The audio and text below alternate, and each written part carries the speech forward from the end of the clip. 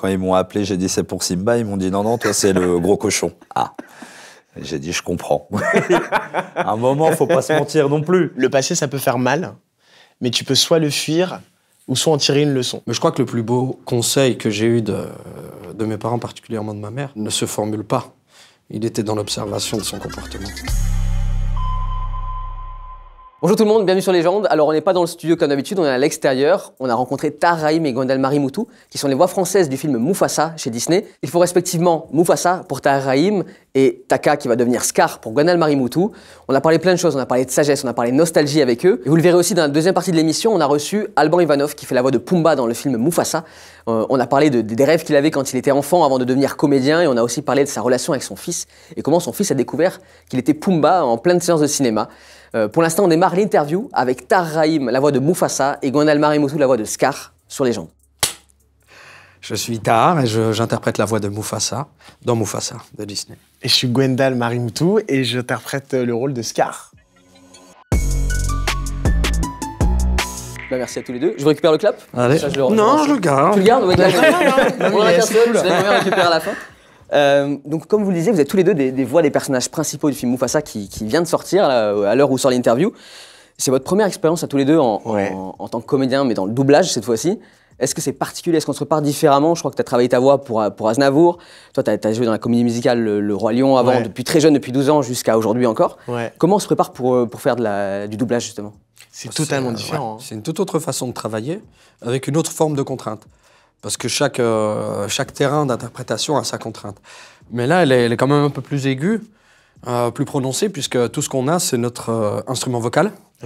Et rien ne peut venir nous porter, nous aider en dehors de ça. Bon, évidemment, les images sublimes du film, certes, qui sont extraordinaires. Très bien fait, hein, pour ceux qui iront le voir le film à partir d'aujourd'hui, c'est très beau, quoi. Tu l'as vu? Ouais, bah oui, j'étais à la salle, on s'est croisés à la fin et je suis même pas venu te voir.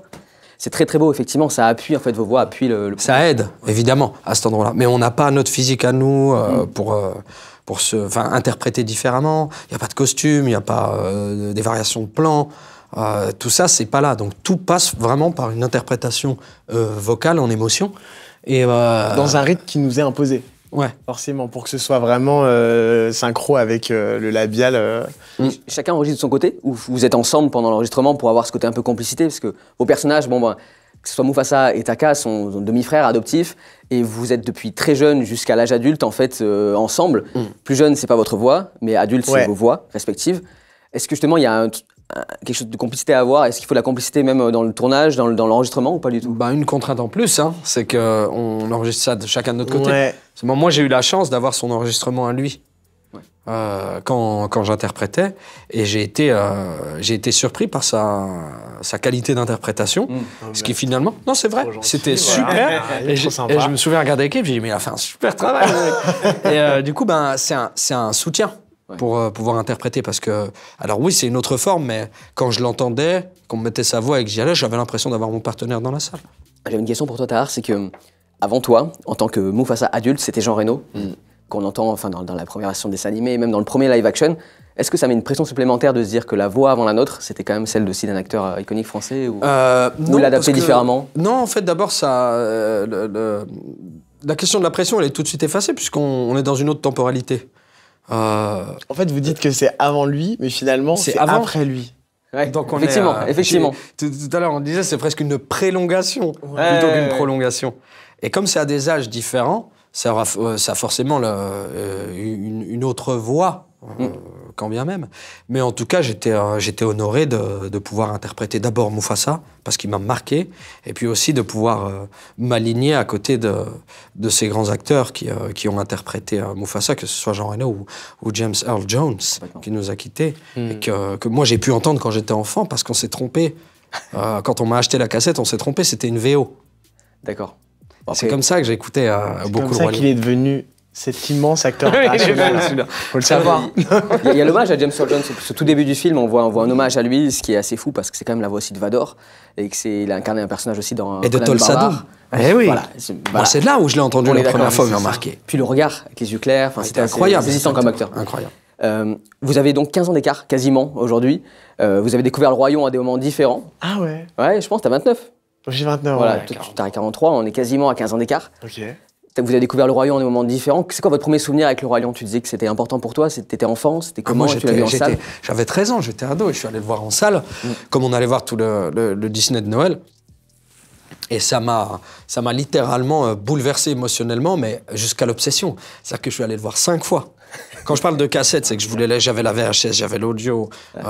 Quand mon frère, ma soeur m'a amené en salle. Et au bout de la 5e fois, elle m'a dit, ça y est, il y en a marre. Tu vas arrêter de voir la même chose, c'est bon.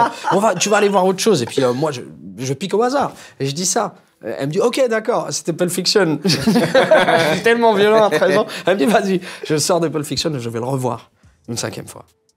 Et ensuite, mon frère m'offre la VHS. Et ça m'a marqué pendant très longtemps. Mais ce qui est fou, c'est que, voilà, même avec 15 ans d'écart, la manière dont ça m'a marqué de la même façon. Mais c'est de la même manière. J'ai pas de souvenir précis parce que le film était déjà sorti un an avant que je naisse, en fait. Ouais. Mais du coup, c'est comme si j'étais né avec ça. J'ai regardé la cassette chez moi, mais genre de manière infinie.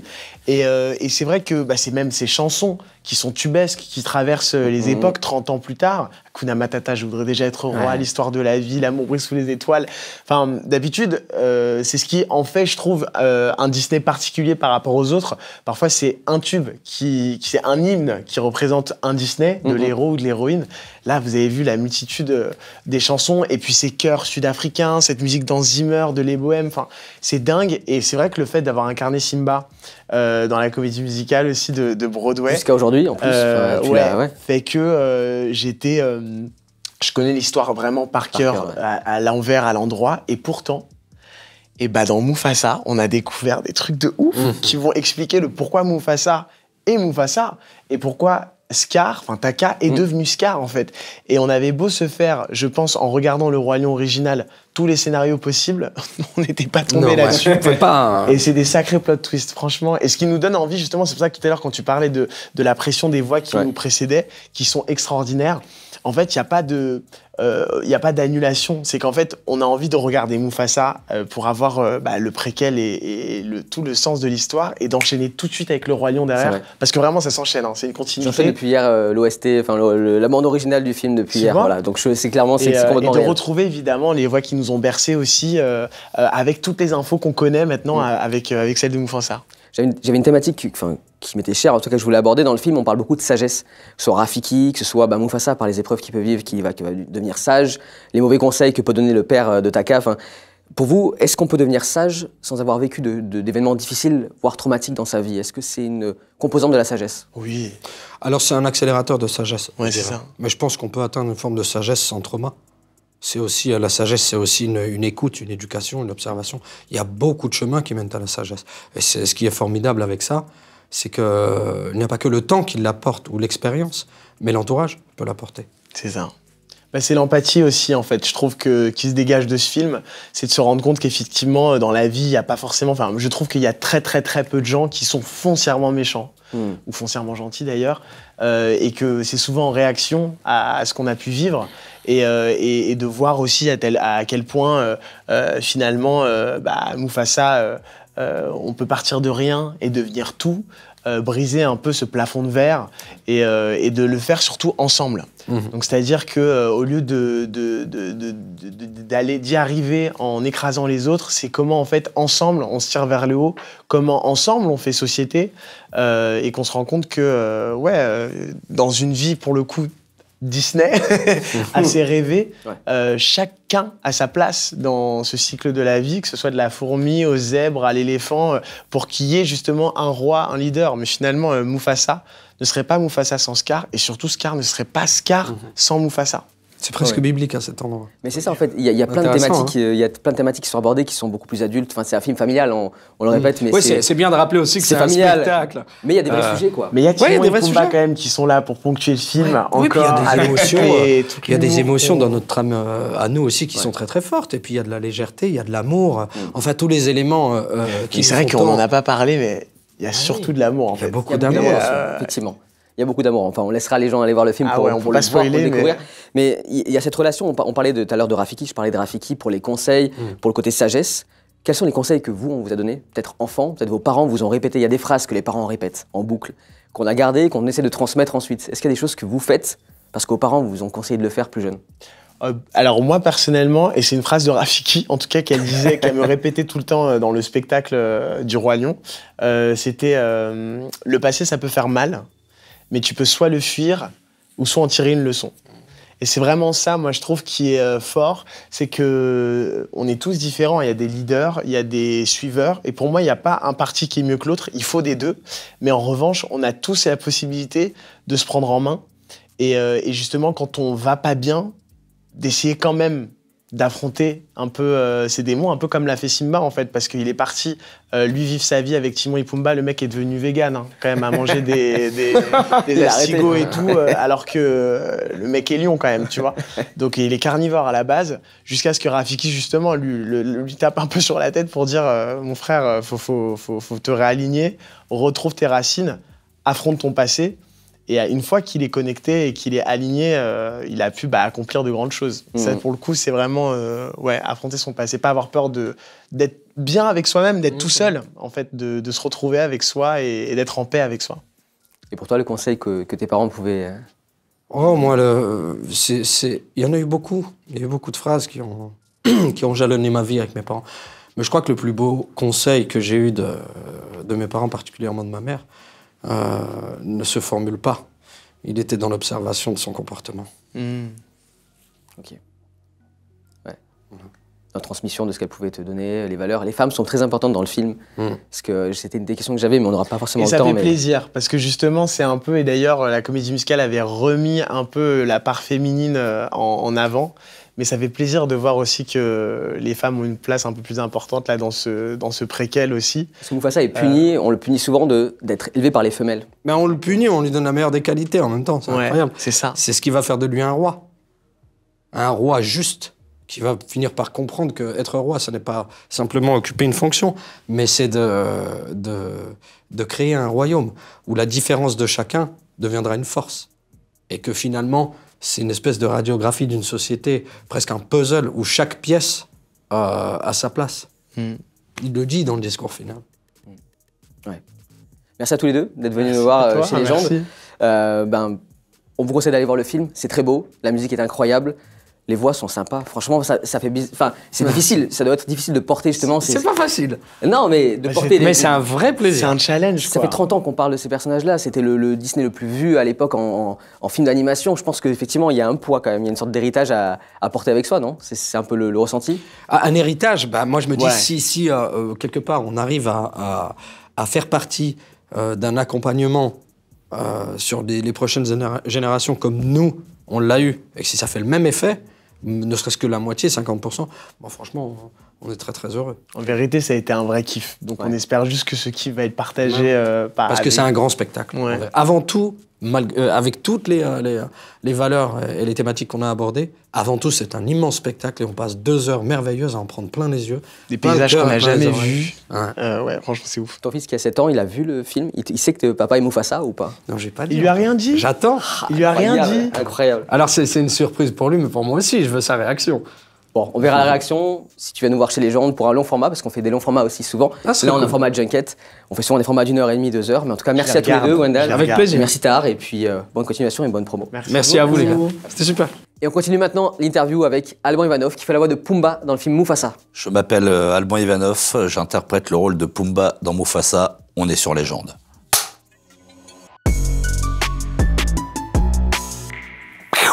Merci beaucoup, Alban. Je t'en prie. C'était comment ce deuxième film, du coup, la franchise Roi Lion en tant que Pumba? Est-ce qu'on est venu te chercher encore une fois? Est-ce que... Ouais. Grande surprise parce que déjà, le faire une fois, c'était déjà une chance extraordinaire. Et quand j'ai su qu'il faisait Mufasa...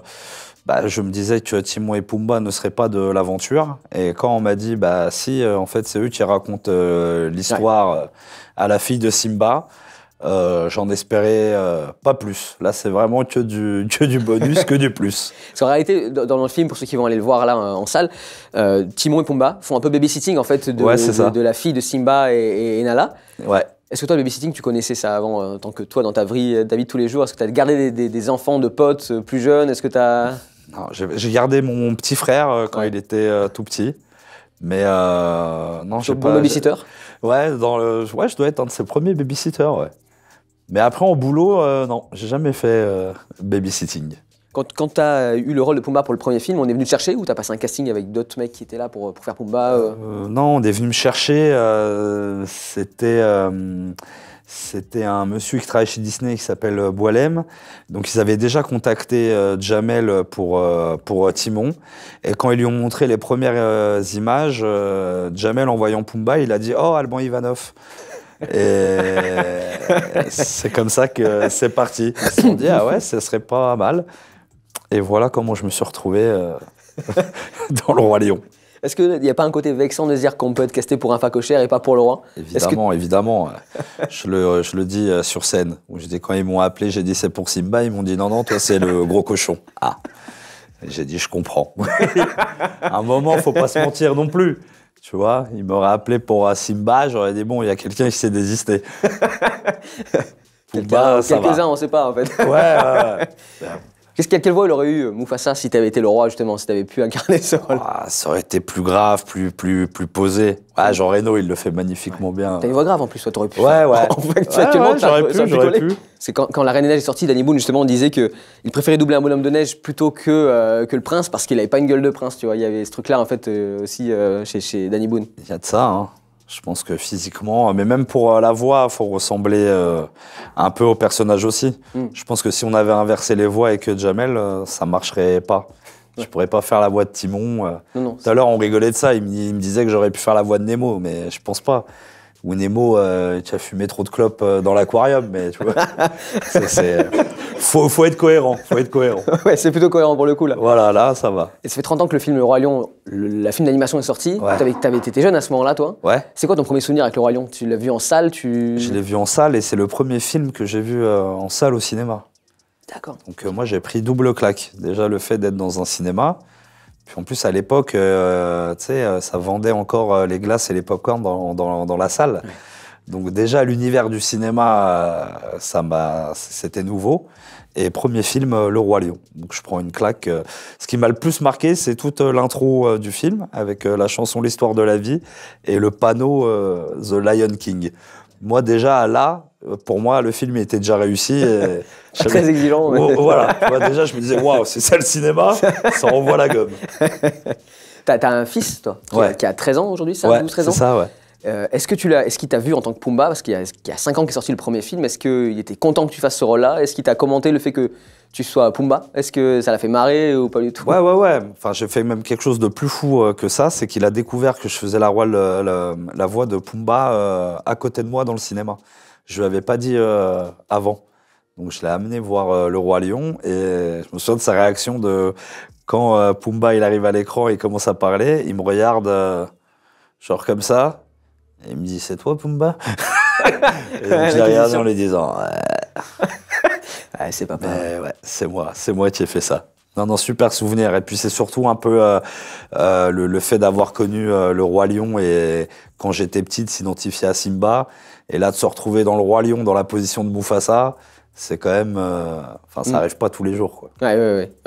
Tu aimes partager justement des choses que toi tu as découvert enfant à ton fils? Est-ce que tu arrives à partager des choses que tu as connues à sa génération, qui est un peu plus jeune pour l'instant, mais est-ce que tu as des rêves communes avec lui aujourd'hui? Ouais, mais je pense qu'il y a des films, que ce soit dans son délire ou le mien, où on a du plaisir à les regarder ensemble. Par exemple, il est fan de dinosaures quand il était petit, donc je lui ai mis les Jurassic Park un peu tôt d'ailleurs. Ouais, le premier, je lui ai mis à 6 ans. Et je me souviens de cette phrase qu'il m'a dit quand le T-Rex il est sur la voiture retournée. Il m'a dit, ça fait un petit peu peur quand même.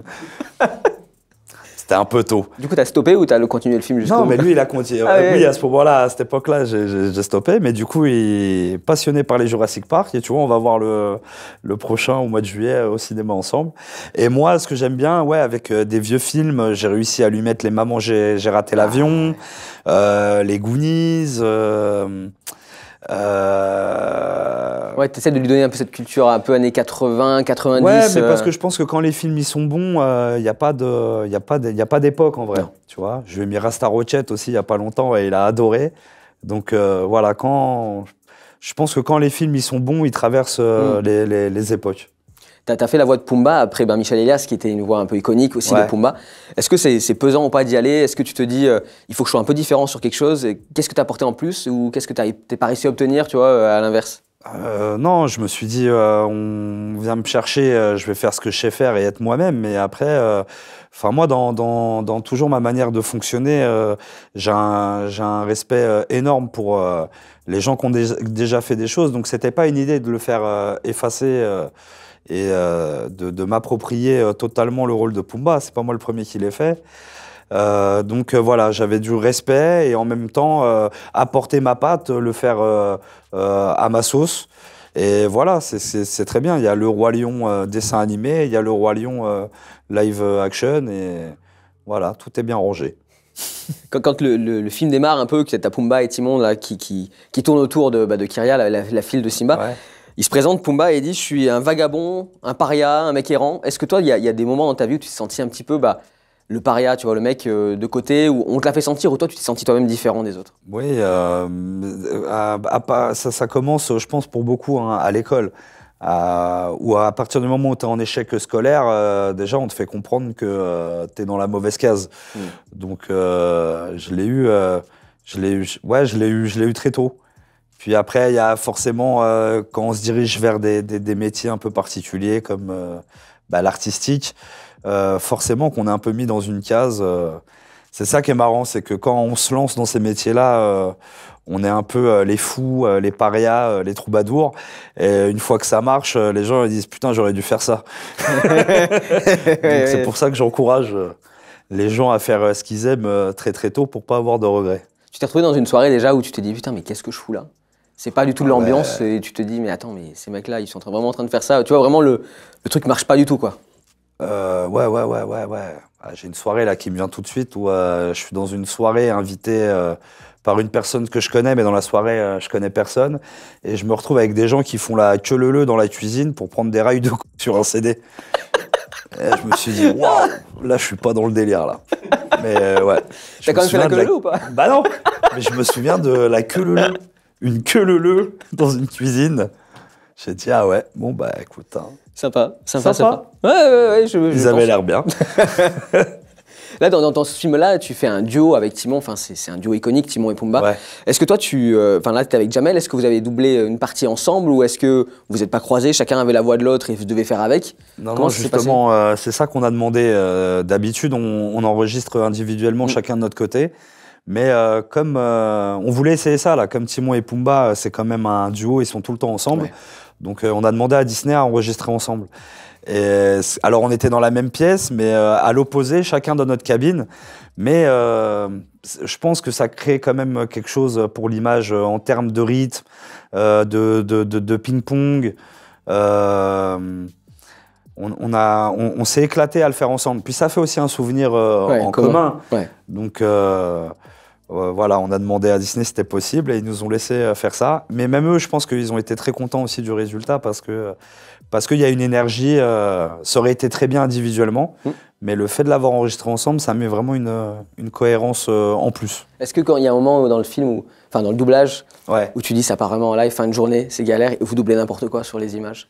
Un peu pas trop. Parce que, forcément, il y a une séquence. Ouais, non, mais ça reste quand même une grosse machine. Donc, même des fois, on a essayé en impro de changer un peu des phrases et tout. Mais bon, tu peux pas trop. Après, tu peux rajouter des petites choses, des détails. Mais surtout, moi, ce qui me fait rire, c'est qu'avec Jamel, quand on regardait les images, on prend la posture de nos personnages. Donc, ça veut dire, moi, je joue vraiment un peu en avant, comme ça, genre je suis à quatre pattes. Et lui, Timon, il est très élancé. Il regarde toutes les 2 minutes derrière lui s'il n'y a pas un truc qui arrive. Donc, voilà, c'était top de pouvoir l'enregistrer ensemble. Il y a une caractéristique de Pumba, c'est vraiment la recherche d'attention permanente, tu vois. Il est tout le temps en train d'essayer d'exister auprès de Rafiki. Enfin, dans le film, c'est auprès de Rafiki, tout ça. Est-ce que toi, il y a un moment dans ta vie où tu as eu besoin de cette recherche d'attention, où tu te dis, là, il faut que je me distingue plus qu'un autre? Est-ce que tu l'as recherché à un moment dans ta vie, dans une phase, je sais pas, ado? Enfin, si, oui, mais ça arrivait plein de fois. Hein. Ça arrivait quand je faisais du théâtre d'impro jeune, je voulais sortir du lot et après surtout c'était au Jamel Comedy Club. je cherchais tout pour dire j'existe, je suis là, donnez-moi ma chance, en quelque sorte. C'est important, dans ce métier, t'as pas le choix, il faut que tu t'imposes plus que... Ouais, je pense que... Enfin, moi, j'ai toujours fait... une fois que j'étais sur scène, je suis impitoyable dans le sens où je suis vraiment en mode gladiateur. Faut que je gagne. Mais je l'ai toujours fait en faisant attention aux autres. Je fais pas partie des gens qui ont besoin d'écraser les autres pour briller. Donc voilà, moi, c'est à la loyale. Mais c'est vrai qu'au Comedy Club, une fois que j'étais sur scène, fallait venir me chercher pour que je descende. Pumba, il a une caractéristique aussi, c'est que c'est pas le personnage le plus distingué. Hein, voilà, ça fait des références au P, je pense à peu près 3-4 fois dans le film. Bien sûr. Et tu disais dans une interview que ta mère, oui. Elle gênait elle-même tes potes, en fait, en faisant des références, des blagues de cul et tout. Ouais, celle qui t'a tout appris. Ouais, il y a beaucoup de, il y a beaucoup de ma mère. Bah, c'est le franc-parler, quoi. Moi, je me souviens de phrases de fou de ma mère, un pote à moi qui arrive avec une chemise rose dans le salon et elle lui dit qu'est-ce que tu fous avec mon PQ Oh ouais, mais du tac au tac. Et moi, c'était la Starac, ouais. Tu vas quand même pas te faire sucer devant la Starac, ça reste... Attends, refais, c'est quoi le contexte? Bah, j'étais avec une copine à moi au collège dans la chambre, et elle nous demande ce qu'on fait. Je dis, on regarde la Starac, et j'entends ça au loin en voix off. Tu vas quand même pas te faire sucer devant la Starac. Ouais, bah, je te présente ma mère. Voilà, tout en douceur. Incroyable. Ouais. Elle t'a vu faire Pumba, là, elle te suit encore en termes de carrière? Ouais, elle suit ce que je fais, mais non, là, je crois qu'elle a pas vu encore celui-là. Elle a vu celui d'avant, mais pas celui-là. Bah, il est pas sorti, là. Non, oui, c'est vrai, il sort, là, le jour de l'interview, le jour de diffusion de l'interview, il est sorti, le film. Est-ce que t'es quelqu'un de nostalgique? Parce qu'en fait, le film Le Roi Lion, l'aventure, ça a commencé à 30 ans en salle de cinéma, t'en parlais tout à l'heure. Est-ce que t'es un mec qui aime bien se replonger dans des moments passés, de dire, ah putain, ce moment-là, quand même, j'aimerais bien le revivre une fois, ou est-ce que tu as cette tendance-là à y aller? Non, franchement, je crois pas que je sois trop nostalgique. J'aime bien revoir des moments... Enfin, c'est ce qui m'arrive un peu aujourd'hui dans ce que je fais, là. J'ai repris ma tournée de spectacle et tout.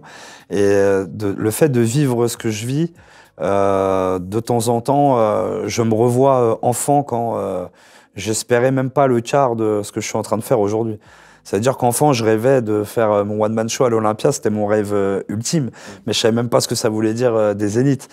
Et là, aujourd'hui, le fait de me retrouver dans un zénith complet avec 5000 personnes, je me revois, c'est des flashs, hein, dans ma chambre, en train d'essayer de m'endormir, en train de penser à un jour, j'espère que j'aurai la chance de vivre de ma passion, quoi. Ouais, c'est dingue. Donc, ouais, ça, c'est un peu ouf. Dans le film, tu as un hommage à James Earl Jones, qui était la voix originale de Mufasa. Et il y a cette phrase de « Souviens-toi qui tu es ». En fait, est-ce qu'il y a un moment de ta vie où tu as oublié qui tu étais, où tu as eu besoin de te chercher, de savoir, est-ce que tu as mis de côté qui tu étais justement pour faire plaisir, et finalement, là, t'es toi-même aujourd'hui, ça se passe très bien? Ouais, non, j'ai toujours été fidèle à moi-même, mais c'est à un moment donné, ça rejoint ce que je te disais. Ce qui s'est passé, c'est que j'ai dû mettre 20 ans. J'avais toujours l'Olympia, moi, en cible. Je sais pas pourquoi, c'était mon Everest à moi. Et donc, j'ai mis 20 ans à atteindre cet objectif. Mais c'est derrière ça, j'avais pas prévu la suite. Parce que pour moi, ça allait déjà me prendre toute une vie, en vrai de vrai. Donc, c'est vrai que j'ai eu un petit moment... de me dire après le premier spectacle, et je fais quoi maintenant? Et c'est vrai que maintenant je vis un peu les choses, je suis que dans du plus. J'ai sous-estimé mes rêves, je sais pas comment dire. Pour moi, c'était déjà fou de faire un Olympia et de faire un film. C'était ça mes rêves d'enfant. Donc aujourd'hui, là, Olympia, j'en refais 8 à Noël. Film, je dois être à ma 25e apparition. Est-ce que tu dois te créer de nouveaux rêves, du coup? Est-ce que tu t'es là un peu en galère de rêve, hein, de dire, j'ai fait ça? Non, est-ce que je dois faire autre chose? Justement pas dans... Je kiffe tout ce qui se passe et tu vois, oui, j'essaye de me pousser mes rêves. Là, en ce moment, je suis dans le délire de pourquoi pas les States. Donc voilà, d'apprendre l'anglais, de me dire... T'aurais envie de faire ça? Et en tout cas, essayer. Moi, j'aime bien, c'est mon beau-père, il me dit souvent ça, il faut pas se mettre de plafond de verre. Et j'adore cette démarche-là. Donc, en fait, voilà, quand tu es dans la démarche de tout est possible, il faut se le prouver soi-même. Donc, est-ce que ton gamin, il a des rêves où tu l'encourages, des rêves un peu improbables, c'est des rêves d'enfant, où tu dis c'est peut-être pas qu'un rêve et je vais essayer de le pousser là-dedans. Est-ce que tu es à l'écoute de ce qui Ah bah non, mais ça c'est sûr, c'est ma première règle de tout ce qui m'importe, c'est qu'il soit heureux. Donc il peut me dire tout ce qu'il veut, à tout, je le suivrai à 200%. Mais voilà, il est jeune, donc à un moment c'était youtubeur, donc il avait créé sa chaîne, il commençait son contenu et tout. Mais d'ailleurs j'étais bluffé. Je trouve que les jeunes d'aujourd'hui, ils sont plus forts que les jeunes qu'on était. Donc il faisait ses vidéos sur YouTube. C'est sa cousine qui faisait ses montages. Donc ça travaille déjà, ça bosse, ça parle de montage. Et ses textes, ils étaient écrits sur son téléphone, il répétait et tout. Et une rigueur, quoi, déjà. Ouais, j'étais bluffé de ça. Donc, écoute, pour un moment, c'était ça. Bon, là, tu vois, il a mis un peu de côté, ça cherche. Mais franchement, tout ce qu'il veut. Parce que de toute façon, je pense que ça peut marcher que comme ça. On peut que être excellent dans quelque chose si on aime ce qu'on fait. Sinon, à un moment, c'est limité. Tu peux aller haut, mais si ça te rend pas heureux, ça peut devenir compliqué. Merci beaucoup, Alban. Bah, je crois qu'en plus, tu as fini ta journée de tournage, de promotion. Magnifique. Donc, je le répète, mais tu joues Pumba pour la deuxième fois dans la franchise du Roi Lion, dans Mufasa, qui vient de sortir aujourd'hui en salle, voilà, à l'heure où vous regardez la vidéo. Merci, et puis au plaisir de te voir chez les gens pour un long format. Allez, je viendrai. Allez, ça marche. Guillaume Tattan, il m'en a parlé tout à l'heure. Ouais. Je le rappelle. C'était Tara Rahim, Gwendal Marimoutou et Alban Ivanov sur Légende. On sort 3 interviews par semaine, le mercredi, le vendredi et le dimanche. Donc si vous voulez vous abonner, que ce soit sur YouTube ou sur les podcasts, sur Spotify, Deezer, n'hésitez pas. On est de plus en plus nombreux chaque jour sur Légende, ça fait très plaisir en tout cas d'avoir vos commentaires et vos retours. Si vous avez un conseil d'interview, de reportage à nous envoyer, vous pouvez nous l'écrire sur contact@legendegroup.fr. On essaiera de vous répondre assez rapidement. Merci en tout cas d'avoir suivi cette interview et à bientôt sur Légende.